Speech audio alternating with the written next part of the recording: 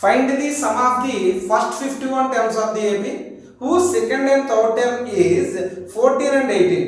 Right. So ఆడ S51 కనుక్కోమంటున్నా, second term ఇచ్చాడు and third term ఇచ్చాడు. చూద్దాం మనకు ఒకసారి.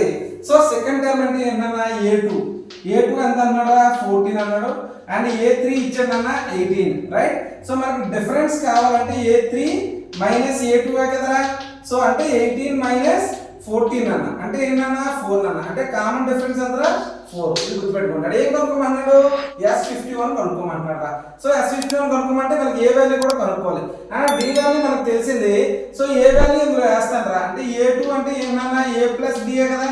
So A plus D equal to 14 అయితే సో A ప్లస్ డి అంటే ఎంతన్నా 4 ఈక్వల్ టు 14 అన్న. So A equal to 14 minus 4 అన్న అంటే A ఈక్వల్ టు 10 అన్న.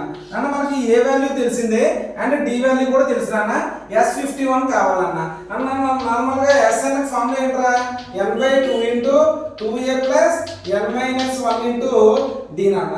అలాగే S51 రా అంటే 51/2 ఇంటూ 2 ఇంటూ A అన్నాడు. ఏంటంత 10 ప్లస్ 51 మైనస్ 1 అంటే 15 అన్న. 50 ఇంటూ డి అంటే ఎంత అన్న 4 అన్న.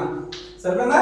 సో 51/2 ఇంటూ 2 ఇంటూ 10 ఎంత అన్న 20 ప్లస్ 50 ఇంటూ 4 అన్న 200 రా. 200 అంటే 51/2 ఇంటూ 220 రా. 220 అంటే 2 110 రా.